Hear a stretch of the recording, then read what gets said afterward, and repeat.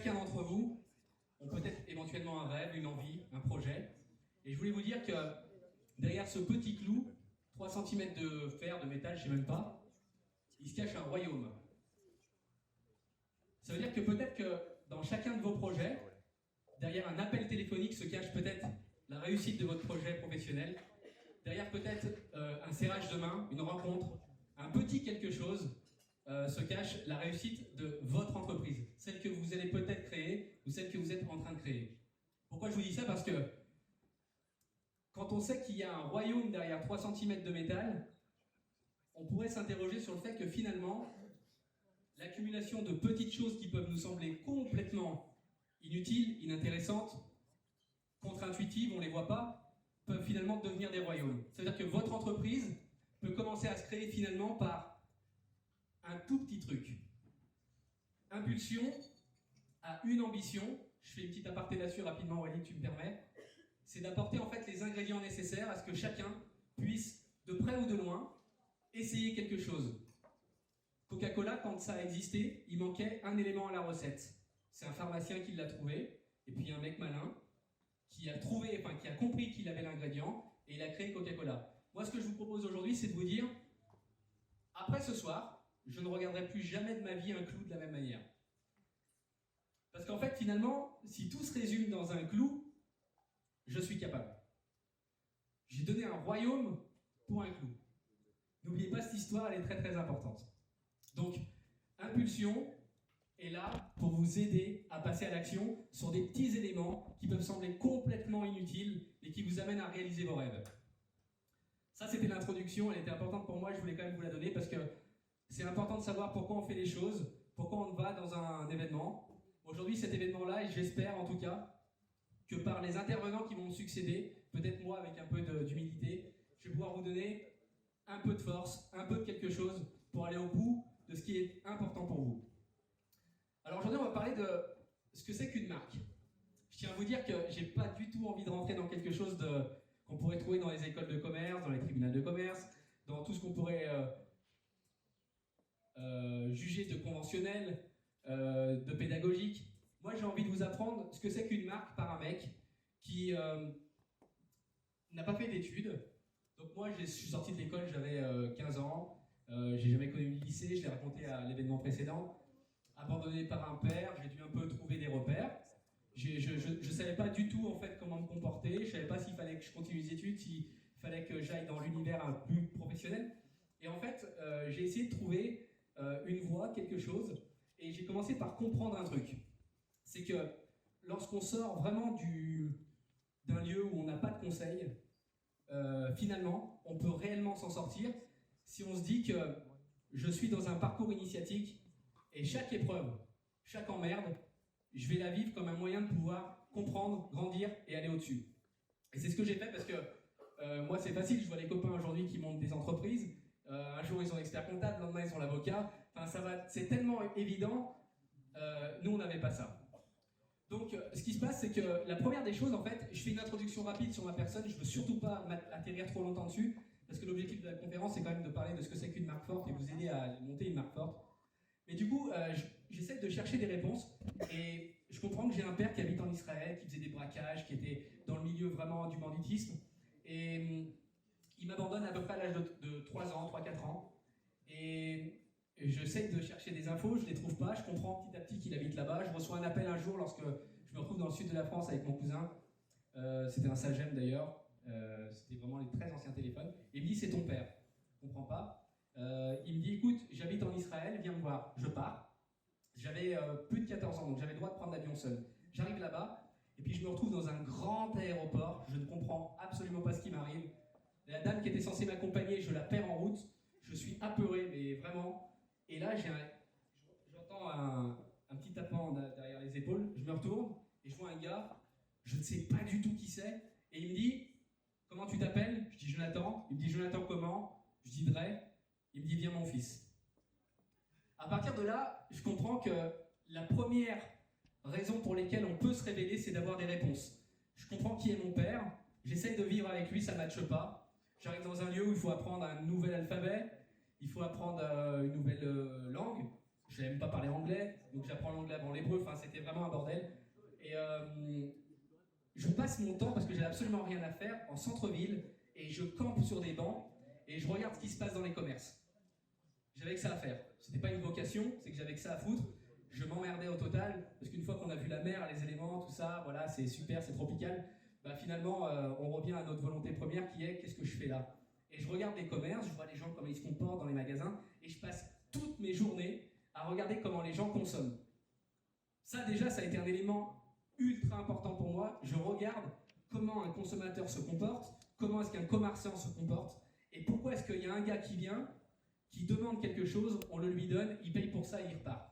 Et je regarde un petit peu les manières dont les magasins sont achalandés, comment est-ce que les pâtisseries sont mises en valeur, etc. Et je commence à comprendre qu'en fait, la vente se fait au moyen de quelqu'un, le marketing se fait au moyen de quelque chose. Et qu'en réalité, si on passe du temps, longtemps, à comprendre comment marche quelque chose, en réalité, on y arrive à comprendre. Et là, je me dis, ok, cool, j'espère qu'un jour j'aurai un magasin. J'ai 16 ans, j'en ai 33 aujourd'hui. J'avais 16 ans. Donc quand on a 16 ans et qu'on essaye d'imaginer des rêves, il y a toujours une petite voix intérieure qui nous dit « Mon gars, t'es peut-être pas très sérieux, attends d'être adulte pour voir comment ça va se passer. » Et là, je déambule dans la ville, machin, etc. Et j'essaie de peaufiner cette envie de comprendre comment marche le commerce. Ça, c'était l'élément déclencheur de ma vie. Après, ce qui se passe, c'est que je rentre dans la danse. C'est marrant d'ailleurs, j'ai pas connu Walid là-bas, on s'est connus après, on a compris qu'on a partagé une passion commune. Et dans la danse, j'apprends ce que c'est qu'en fait, avoir de la créativité, proposer des choses, essayer des choses et avoir le courage d'aller au bout. C'est-à-dire qu'on était sur scène, on essayait des trucs, on essayait de surprendre des jurys et on marchait. C'est-à-dire qu'on avait des price money pour ça. Donc une fois, 2 fois par mois, éventuellement, j'avais ce qu'on appelle un price money. J'allais voir ma mère et je disais « Maman, regarde, j'ai de l'argent. » Elle me disait « Écoute, c'est vachement bien, mon fils, mais ça serait bien que tu fasses un vrai métier. » Et je lui dis « C'est quoi un vrai métier ?» Alors, il faut vraiment se mettre dans le contexte. À ce moment-là, je ne sais pas à quoi ressemble un lycée. Je ne sais pas à quoi ressemble un lycée. Je ne sais pas à quoi ressemble la vie. Je suis complètement perdu. Elle me dit, va dans le centre commercial de la Pardieu. Il y a plein de magasins. Tu vas voir ce que c'est. Et puis vas-y, il va te vendre. Je n'avais pas de CV, je ne savais pas faire. Donc j'arrive dans le centre commercial et puis je vois une enseigne, elle s'appelle Häagen-Dazs. J'arrive là-bas et puis je vois bien qu'en parlant au gars, il comprend que ça bastonnait en moi en fait. J'étais en train d'essayer de me débattre, essayer de le convaincre. Je n'avais pas de CV. Et puis il a eu pitié de moi en fait. Aujourd'hui, je sais qu'il a eu pitié de moi. Et il m'a dit, viens mon gars, demain à 13h, tu vas montrer ce que tu vaux. Et je suis arrivé, et j'ai essayé. Et j'ai commencé en tant que serveur, puis après je suis passé scooper. Scooper, c'est celui qui fait les boules de glace. Voilà, pour que vous puissiez comprendre. Donc j'ai fait des boules de glace pendant très longtemps, 2 ans, 2 ans et demi. Je me posais pas trop de questions, je continuais un petit peu la danse par plaisir. Et un jour, il vient me voir et me dit, écoute Jonathan, tu as les qualités pour être manager, je pense que tu peux devenir manager chez Häagen-Dazs. Là, j'ai eu un choc. Mais un vrai choc. Je vois ma mère, je te rends compte, il me propose d'être manager, c'est bizarre. Et elle me dit, bah, accepte. J'accepte. Je deviens manager. Et là, il y a un truc extraordinaire qui se passe. C'est qu'à partir du moment où j'accepte d'être manager, il vient me voir et me dit, écoute, tu vois le magasin, je vais le scinder en deux. Il va y avoir d'un côté une enseigne qui s'appelle Léonidas et de l'autre côté une enseigne qui s'appelle Häagen-Dazs. Donc d'un côté, on vend du chocolat belge, de l'autre côté, on vend des crèmes glacées qui viennent du Bronx en 1943 par un mec qui s'appelle Reuben Mathus. Et là, je me dis, mais comment c'est possible que sur un seul et même endroit, il peut y avoir 2 univers différents? À partir de ce jour-là, j'ai compris ce que c'était qu'une marque. Je me suis dit, eh ben, on va faire pareil. On va essayer de comprendre ce que c'est qu'une marque, on va se spécialiser là-dedans et on va monter une marque. On a fait, juste après ça, un projet un peu dingue.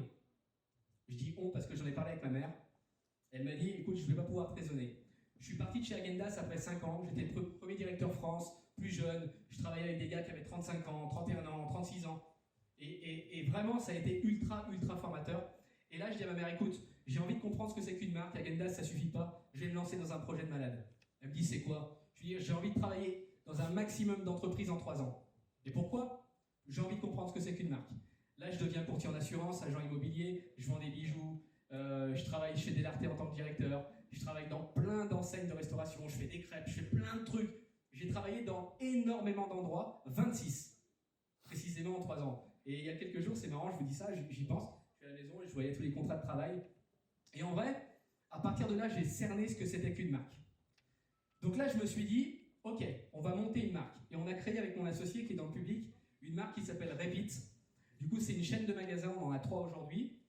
l'objectif de cette marque, c'est de sauver tous les produits électroniques de Lyon. Donc on a une particularité, c'est qu'on garantit à vie toutes nos réparations. Exemple, tu changes ta batterie de MacBook, dans 2 ans elle est faible, tu reviens, c'est gratuit.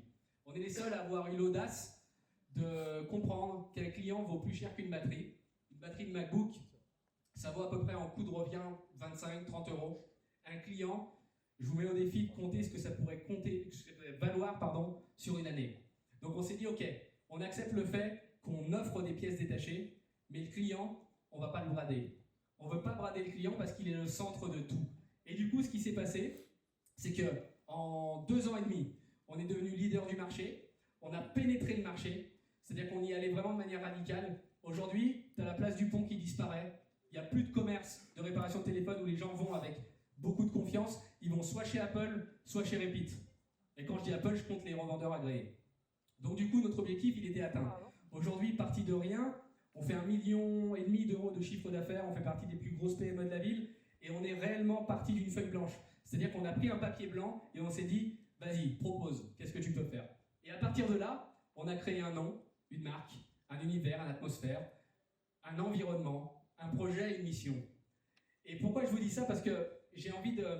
C'était l'intro, je suis désolé Walid si je suis un peu long, mais c'est important de rentrer en matière. La première identification d'une marque, c'est qu'elle ne vend pas un produit, elle ne vend pas un service, elle vend un projet. C'est-à-dire que Air France, tout le monde connaît Air France, et ben je peux vous garantir une chose, c'est qu'au siège d'Air France, personne ne parle du trajet Genève-Lyon. Jamais. Par contre, ils parlent d'un truc, c'est que la mission principale, c'est de faire du ciel le plus bel endroit de la Terre. Quand vous prenez Columbus Café, qui est un des concurrents premiers de Starbucks, ils parlent de quoi? De servir des cappuccinos et de vendre des muffins au caramel? Non. Ils veulent faire passer à l'ensemble de leurs clients les 15 meilleures minutes de leur journée. Le métier, c'est pas le même.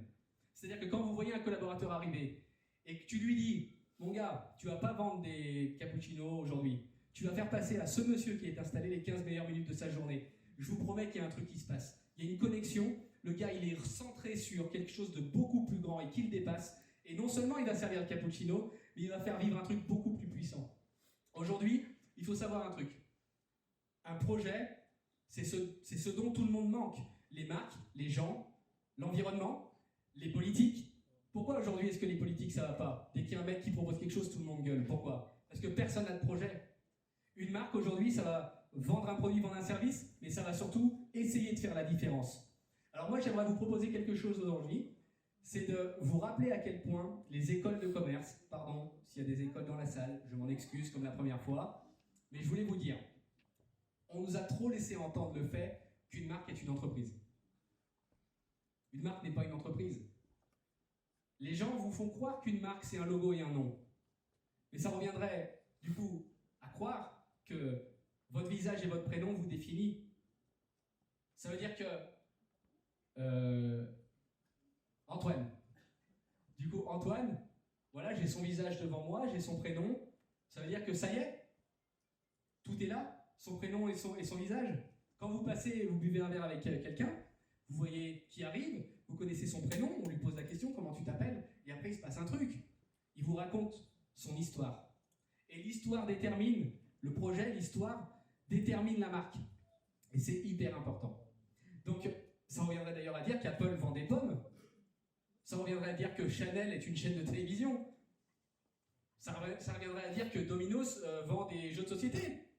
Si vraiment une marque était un nom et un logo. Donc moi, ce que j'ai envie de vous discerner aujourd'hui, avant de vous raconter quelques clés, c'est qu'en fait, quand vous montez une entreprise, vous pouvez fonctionner, vous allez faire de l'argent. Et si vous voulez monter une marque, il faut faire la différence. Et ça peut marcher, vous pouvez vivre de votre entreprise. Mais aujourd'hui, si vous voulez aller plus loin et monter une marque, vous allez faire la différence, et en faisant la différence, vous allez faire de l'argent. Donc en fait, tout est une question de projet, tout est une question d'envie. Pourquoi je vous dis ça? Aujourd'hui, on a à peu près une quinzaine de collaborateurs. Si on leur dit, bienvenue chez Repeat, aujourd'hui, tu vas apprendre à être technicien. Tu es embauché en tant que technicien. Au bout d'un moment, à force de réparer, il va se passer un truc qui s'appelle la lassitude. Lorsqu'on propose un projet qui est de sauver tous les appareils électroniques de la ville, il y a une fierté qui se dégage. Il y a une raison pour laquelle on vient au travail le matin. Dans la Bible, c'est écrit, d'ailleurs, je ne vais pas lire en entier, mais je vous dis juste ça, c'est écrit, les gens sans projet périssent. Ça veut dire qu'un mec qui a un projet qui te serre la main, tu le sens. Tu le vois dans le regard, tu le vois dans l'attitude, tu le vois dans la démarche, tu le vois dans tout, tu le vois dans ce qu'il dégage. Et quelqu'un qui n'a pas de projet, bah, tu vas le voir aussi. J'embauche personne qui n'a pas de projet. J'embauche personne qui ne veut pas adhérer au projet. Aujourd'hui, on a une mission. Il faut impérativement que chaque matin, on se dise, il faut que Répit devienne le numéro 1 de la ville. Mais le numéro 1 sur quoi? Le numéro 1 sur le projet. Mais le numéro 1, et c'est le deuxième élément que j'allais évoquer avec vous aujourd'hui, c'est la qualité de service. Alors, je tiens à vous dire un truc. C'est que lorsque j'ai travaillé dans les 26 entreprises, j'ai compris un truc fondamental, c'est que la gentillesse ne fait pas partie de l'ADN des Français au travail. C'est qu'en fait, t'es au boulot, il y a une nana, elle est au guichet, il y a une ligne là, tu vois. Si tu la dépasses, elle te dit « Reculez !» Et cette même dame-là, c'est celle qui t'aide à se porter les courses devant l'immeuble. Ça veut dire qu'il s'est passé un truc un peu incroyable où les gens deviennent, faut le dire, un peu méchants au travail. C'est-à-dire qu'ils n'ont pas envie d'être gentils. Alors, je vais vous raconter une petite histoire qui symbolise un peu la difficulté que c'est de servir du client toute la journée avec engouement, avec envie, avec sourire, avec rêve, quelque part. Il y a un gars qui s'appelle Philippe Bloch qui raconte cette histoire qui est absolument géniale. Il dit, je me rends dans un aéroport, j'arrive au guichet et je fais mon boarding pass et à la fin, j'étais un peu piqué comme ça parce qu'elle n'était pas très sympa et je lui dis, avec un sourire, ça serait un peu mieux quand même. Elle me dit, ok, mais vous d'abord. Je souris bêtement, un peu niais comme ça, et elle me dit, maintenant vous restez 8 heures comme ça. Et là, qu'est-ce qui se passe? On comprend un truc. On comprend que c'est contre-naturel, contre-intuitif d'être gentil à outrance. Mais la vérité, c'est que le client à ce moment-là, même si ça fait 6 heures qu'elle est derrière le guichet, ça fait que quelques minutes qu'il la rencontre, il se passe absolument rien. Amazon. J'ai demandé à Walid de mettre cette chaise ici, je ne sais pas si pour certains ils sont déjà au courant du truc. Jeff Bezos, 75 milliards de dollars, en bourse. Il a une règle principale. À chaque réunion depuis le premier jour, il dit « Je veux la chaise du client, la chaise vide lors des réunions ». C'est pour ça que j'ai demandé à Walid de la monter celle-là. Pour vous transmettre à quel point les grands patrons, qui sont pleins d'humilité, qui ont un projet qui est extraordinaire, ils ont une mission principale, c'est de servir. Donc la règle numéro 2, une marque ne sert pas ses clients, elle les enchante.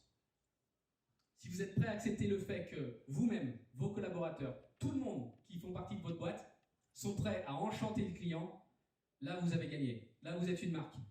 Je suis allé tout à l'heure avec un ami du coup à La Part-Dieu pour acheter des choses. Et là c'était terrible. Parce que, comment dire, il vend des chaussures. Alors je sais, le Covid a joué quelque chose, machin, etc. Mais en vrai c'est de l'anti-vente parce que il me dit, votre masque, monsieur. Je le remonte. Un peu après, le masque, il a tendance à se baisser. Il me redit, votre masque, monsieur. Et en fait, depuis le Covid, il faut faire très très gaffe à ça. Je dis ça aux gens qui ont déjà des entreprises. Je vous donne un conseil. Ne transformez pas vos salariés en spécialistes d'Halloween. On n'en a rien à foutre des masques. Le but principal, c'est quand même pas que chacun ait le masque. Évidemment, ça fait partie des codes, il faut l'avoir. Mais n'oubliez pas le but. Le but principal, c'est pas le masque.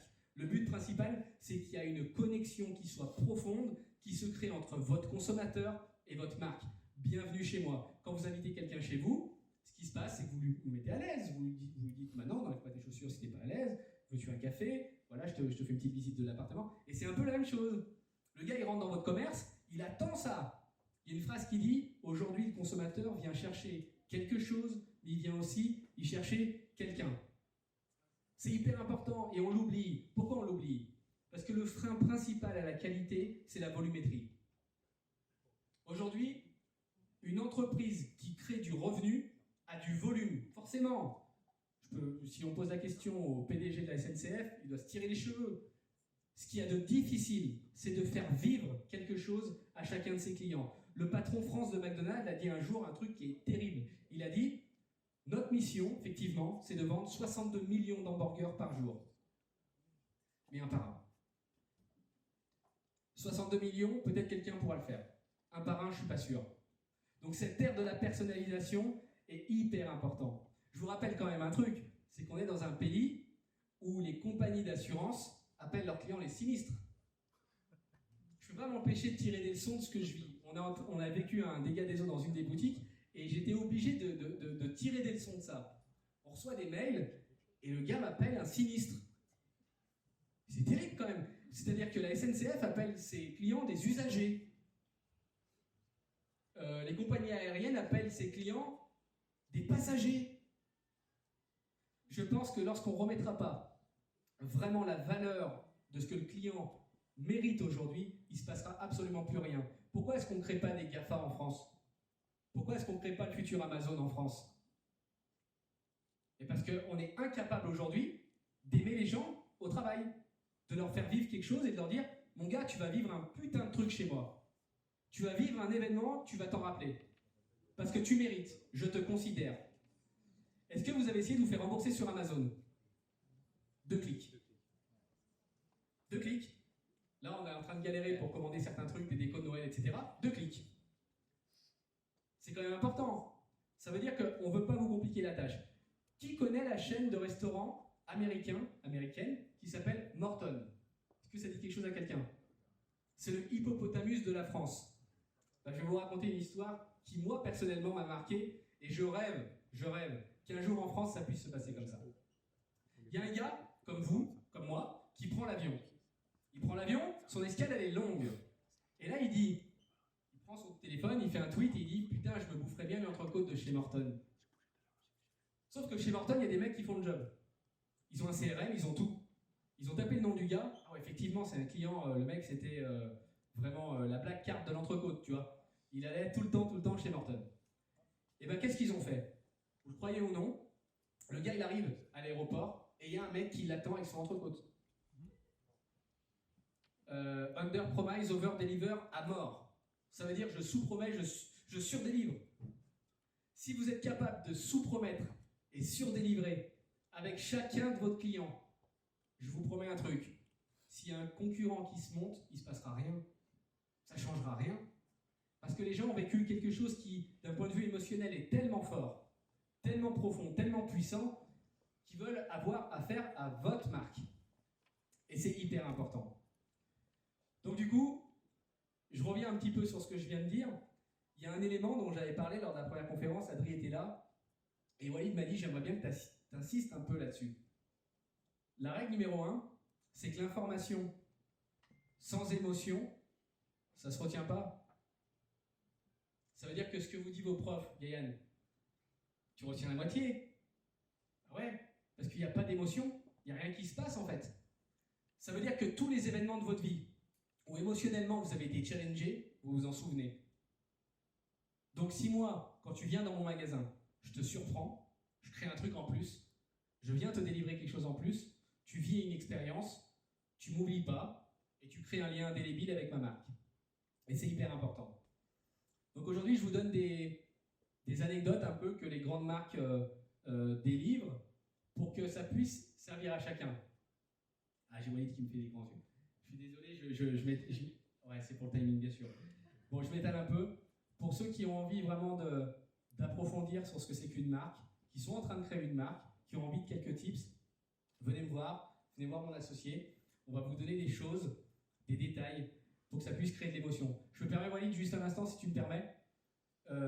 Aujourd'hui, par exemple, on a vécu un truc qui, moi, m'a énormément challengé. Ça peut paraître bête, mais on a reçu un mail d'un client.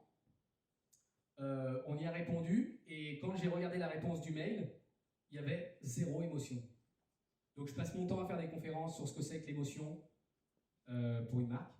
Et là, je me dis, mais attends, ma propre équipe envoie des mails comme ça, c'est pas possible. Donc du coup, il y a eu une peine profonde, vraiment, un vrai truc qui m'a vraiment challengé, et on a dit, on va rectifier ça. De grâce, le téléphone, c'est une arme. Les mails, c'est une arme. Les gens qui rentrent dans votre magasin, dans vos commerces, dans vos startups, où vous voulez, c'est des armes. À chaque moyen de communiquer, vous avez l'immense opportunité de pouvoir créer de la magie, créer quelque chose en plus que votre produit ou votre service est incapable de délivrer. Walt Disney disait, vous pouvez créer l'endroit le plus incroyable de la Terre, c'est l'homme qui transforme les histoires en réalité. Et pourtant, Walt Disney a créé des lieux qui sont féeriques. Je vais m'arrêter là, Walid. Je veux juste transmettre une petite fin pour chacun. Je voulais vous dire que entreprendre a guéri, vraiment. Surprotéger, ça affaiblit. Ceux qui ont des projets, allez-y, vous pouvez le faire. On dit que dans un monde qui change, il faut savoir changer pour rester soi-même. Quand vous créez une entreprise, je pense qu'Adri, il le sait, si vous êtes incapable de changer au quotidien, vous serez incapable de pouvoir faire face à vos concurrents. Il vaut mieux penser le changement que changer le pansement. C'est des phrases qui sont hyper importantes, qu'on répète à nos équipes tout le temps, et il faut le mettre en place. Je tiens à vous dire un petit truc, c'est que les temps durs créent les hommes forts. Les hommes forts créent les temps de paix. Les temps de paix créent les hommes faibles. Et les hommes faibles créent les temps durs. Vous avez compris la spirale. Donc du coup, l'idéal de temps est donné à chacun. La vraie question, c'est à quoi vous souhaitez participer. Merci de votre écoute.